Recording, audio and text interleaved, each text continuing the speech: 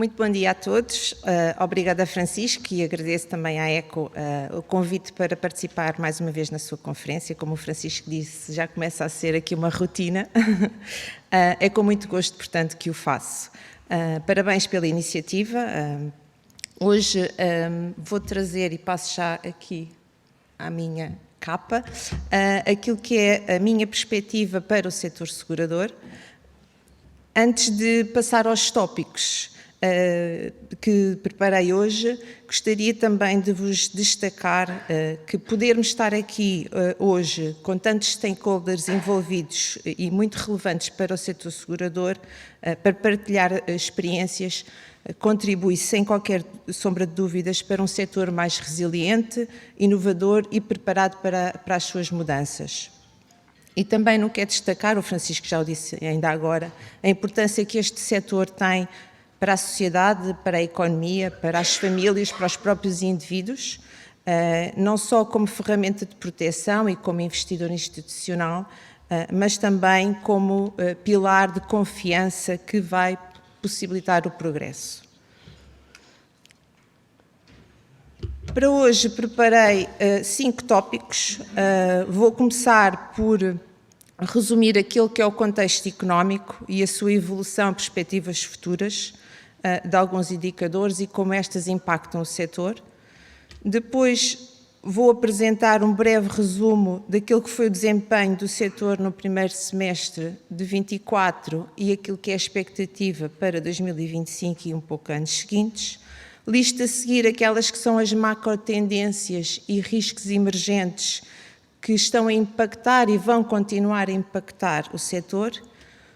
No ponto 4, detalho aquelas que são as áreas de foco das principais seguradoras no mercado europeu e também em Portugal. E vou terminar, à semelhança do que fiz o ano passado, com a inteligência artificial que está a moldar as nossas vidas de forma exponencial. Obviamente que uma parte significativa das notas que tive a oportunidade de partilhar o ano passado continuam a ser relevantes, em particular aquilo que são as tendências, riscos e oportunidades e também as prioridades.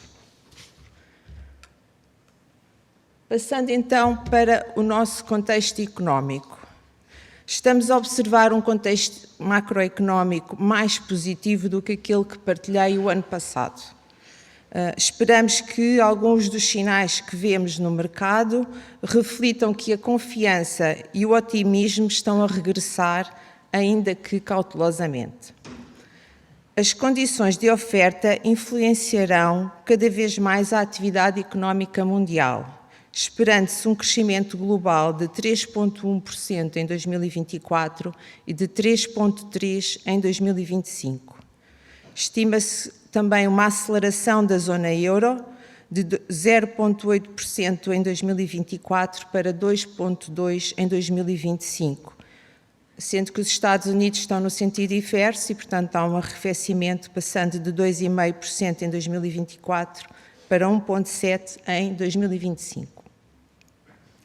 Em Portugal, o Banco de Portugal, no boletim económico deste mês, estima para a economia portuguesa um crescimento de 1,6% para 2024 e 2,1% para o ano seguinte.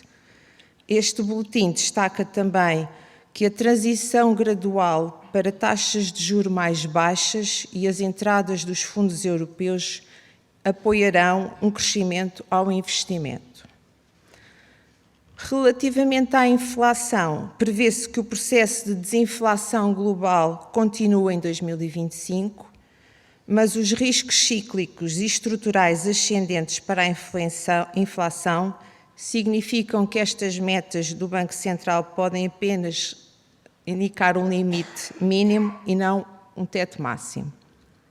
Para a zona euro, é esperado que em 2024 se mantenha uma inflação ligeiramente acima da beta do BCE, em 2,5%, estimando-se para 2025 na ordem dos 2%.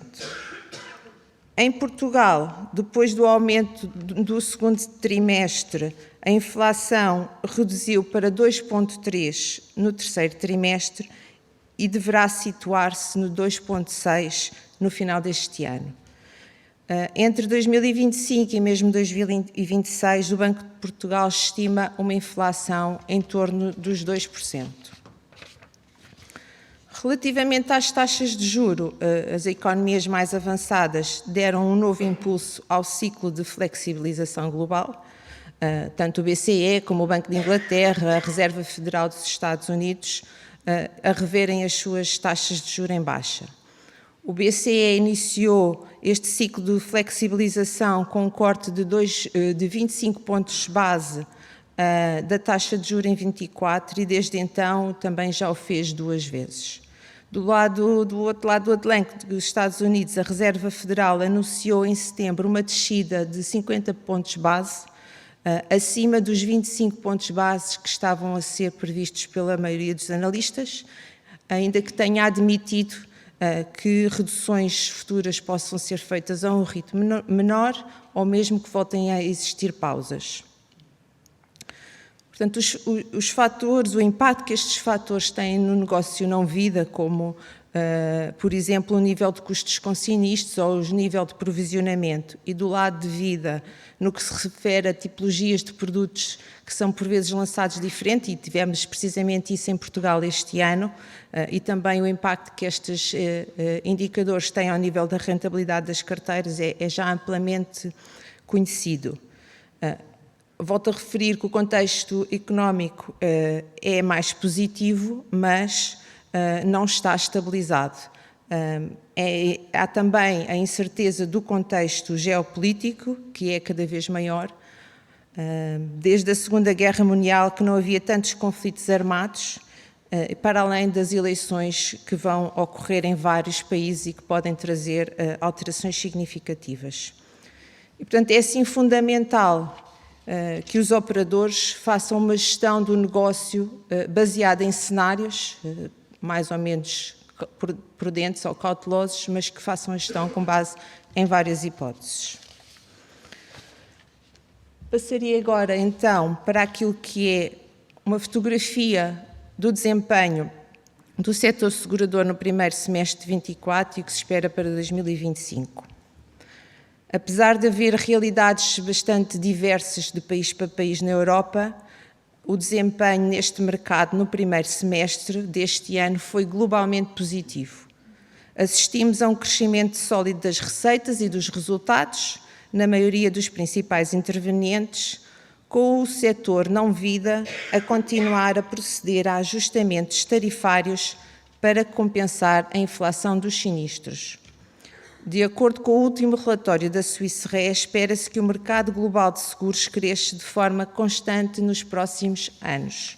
Prevê-se assim que o setor segurador dos seguros de vida volte a crescer a uma taxa de 1,5% para este ano e também para o próximo ano, enquanto que o conjunto de segmentos não-vida deverá crescer a uma taxa de cerca de 2,8% este ano e de 2% no ano que vem. Para Portugal, destaco a alteração que verificámos na produção do mercado no primeiro semestre de 2024, com um crescimento de 15%, quando comparado com o período homólogo. Este crescimento foi muito impulsionado pela produção do ramo vida, que cresceu quase 20%, fruto do acentuado volume de vendas dos seguros não ligados e que reflete precisamente a mudança que referi há pouco de produtos que apareceram no mercado. Note-se que no primeiro semestre de 2023 tínhamos assistido a uma evolução precisamente contrária, uma redução e também essa redução impulsionada pelo negócio vida. Por sua vez, nos ramos não vida, eles apresentam uma maior estabilidade. O crescimento do primeiro semestre de 24 foi de cerca de 12%, muito similar aos 10% que tínhamos visto o ano passado. Em termos de solvência, o mercado português continua robusto. No final do primeiro semestre de 2024, o rácio de cobertura do requisito de capital atingiu os 214%. Então, depois de dado aqui o contexto económico e de partilhar um pouco aquilo que foi o desempenho de 2024 e que se espera para 2025, trago-vos as 7 maiores tendências que afetam e vão continuar a afetar o setor nos próximos anos. Estas tendências foram identificadas no radar dos riscos emergentes 2024 do CRO Forum. Este fórum é um grupo profissional composto pelos responsáveis de riscos, CROs, das principais empresas internacionais de seguros e resseguros. A instabilidade financeira e as mudanças geopolíticas que podem vir aí, e que são as que falei anteriormente e que vão naturalmente continuar a impactar o setor. Também o envelhecimento da população e os problemas de saúde são tendências que estão a moldar o nosso setor. Estas duas são particularmente críticas no nosso país, com os operadores e o regulador a dar particular atenção às mesmas. A importância do ramo doença, por exemplo, é ilustrada pelo facto de constituir atualmente o segmento de não-vida com mais peso no mercado português, acima de qualquer seguro obrigatório. Ainda neste contexto, relativamente ao envelhecimento da população e os impactos para a saúde, destaco que, de acordo com a Organização Mundial de Saúde, a partir deste ano, e na Europa, a população com mais de 65 anos vai começar a ultrapassar a população com menos de 15. E como não podia deixar de ser, a conferência de hoje tem vários painéis dedicados à saúde e à longevidade e vamos ouvir com certeza como é que o setor está a endereçar estes desafios. Os temas ambientais, que são atualmente dominados pelas alterações climáticas, também continuam no centro das atenções. Além de responder aos desafios ambientais, a forma como as organizações respondem aos desafios de sustentabilidade mais abrangentes está a ser alvo de um escrutínio crescente por parte dos stakeholders. A falta de uma resposta adequada pode ter um impacto negativo na marca e na reputação das entidades. E, por fim, o desenvolvimento tecnológico, que traz benefícios indiscutíveis, como uma melhor experiência do cliente e parceiros, e em particular dos mediadores, mas traz também desafios, como a substituição do emprego, a necessidade de requalificação da força de trabalho e questões relacionadas com segurança de dados, ética e acesso equitativo a recursos digitais. Durante a tarde vamos ter a oportunidade de ouvir especialistas a densificar estes temas. O radar do CRO Forum também identifica um vasto leque de riscos emergentes, categorizando-os por impacto, elevado, médio e baixo. Eu trago-vos aqui, relativamente aos riscos elevados, alguns exemplos e destaco o risco cibernético e o risco da inteligência artificial, que vou detalhar um bocadinho mais adiante, e os riscos físicos e de transição relacionados com as alterações climáticas. Nestes dois temos efetivamente trabalhado muito com os nossos clientes e vemos uma pressão e uma preocupação crescente também do lado dos reguladores. Na categoria dos riscos médios de médio impacto, destaco a privacidade de dados e ética de dados, e também a incerteza sobre o contexto regulamentar. Como referi na última conferência, a regulamentação é cada vez mais complexa e mais exigente. Mais uma vez, a conferência vai ter um ponto dedicado à crescente complexidade de todos estes riscos e vamos ouvir como é que o setor se está a preparar para os enfrentar. Passando então agora para as áreas de foco e resumi aqui à vossa esquerda as principais prioridades para 2025 e anos seguintes que identificamos para as empresas de seguros que estão a operar em Portugal. E, portanto, mantém-se um foco na inovação, em soluções personalizadas e competitivas que respondam às novas expectativas e exigências dos clientes. A digitalização e otimização de processos são destacados por vários operadores para melhorar as experiências de clientes e parceiros e para melhorar a eficiência. No que se refere à consolidação e crescimento, temos alguns operadores a referirem expansões internacionais e outros o fortalecimento e a consolidação no mercado nacional.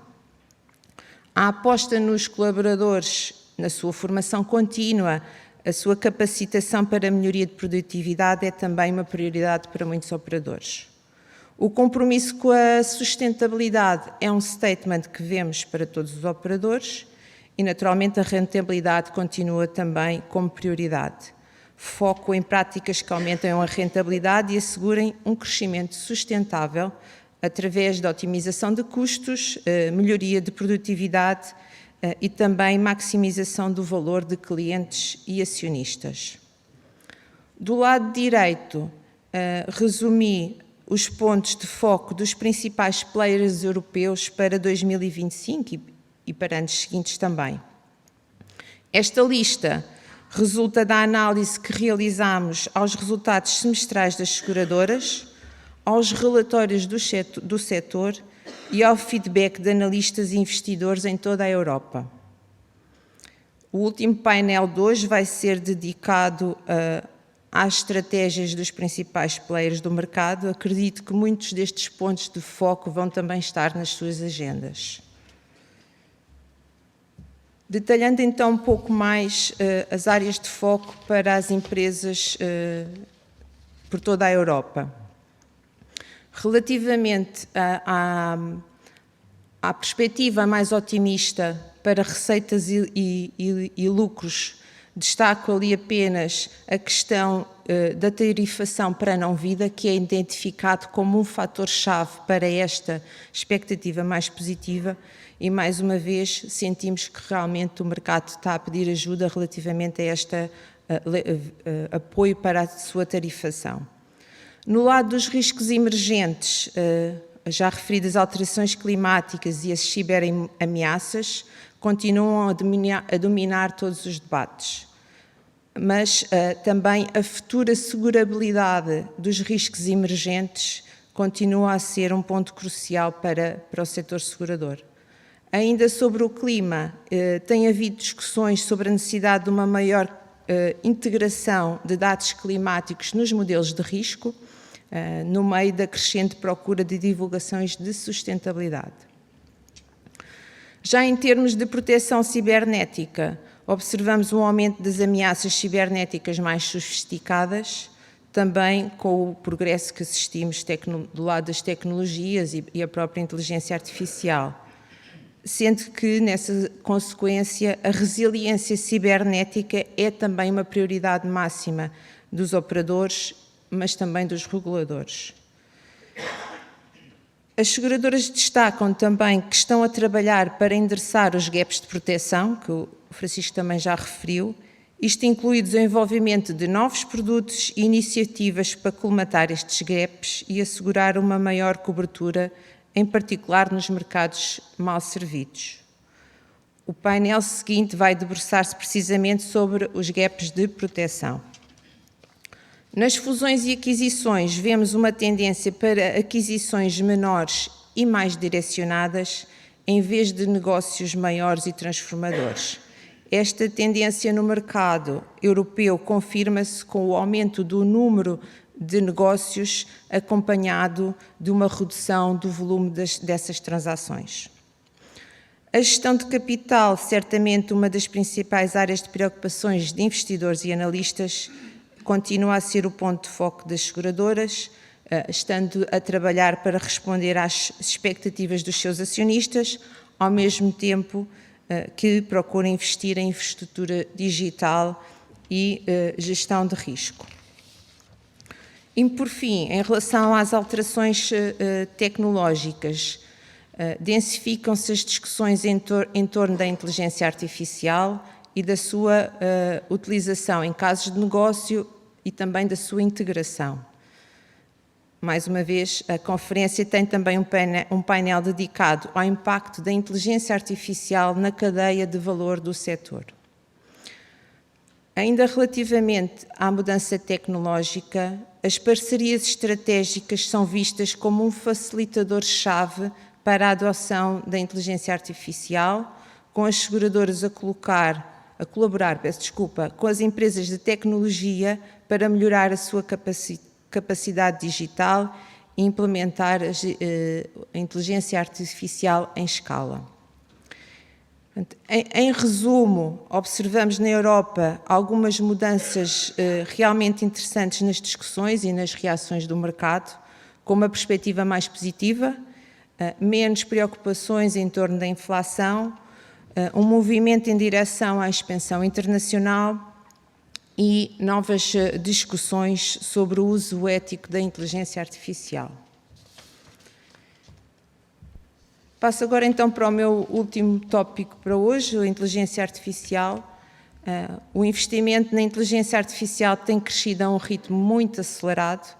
Temos observado relativamente a isto melhorias significativas no desempenho desta tecnologia, uma adoção cada vez mais crescente e uma maior conscientização para a importância e implicações sociais da inteligência artificial. Para os seguros, as implicações éticas e sociais da utilização da inteligência artificial, quer na subscrição, quer na fixação do preço, no próprio tratamento da gestão de sinistros, representam riscos relacionados com a privacidade de dados, com a segurança, com o preconceito também conhecido de bias e a discriminação, incluindo também danos à reputação das seguradoras. Por esse motivo, notamos uma preocupação crescente dos nossos clientes com a necessidade de se definirem modelos de governo robustos em torno da utilização da inteligência artificial e a definição de frameworks e políticas que reflitam uma utilização da inteligência artificial responsável. E estão também já a antecipar aquilo que são os requisitos regulamentares que entraram em vigor. E termino partilhando convosco o EY AI, uma plataforma abrangente de soluções e serviços de inteligência artificial da EY. This is the face of EY.ai, a unifying platform connecting EY's diverse people, ecosystems, and leading technology capabilities. The face of confidence, seeing opportunity and risk from every part of your enterprise and sector. The face of multiple disciplines, of helping to create exponential value whilst ensuring positive human impact. The face of collaboration, of a best-in-class ecosystem brought together on EY Fabric. The face of the future, of people augmented and empowered by AI. This is the face of EY.ai, helping to build a better working world. Find out how you can have confidence in the opportunities AI brings.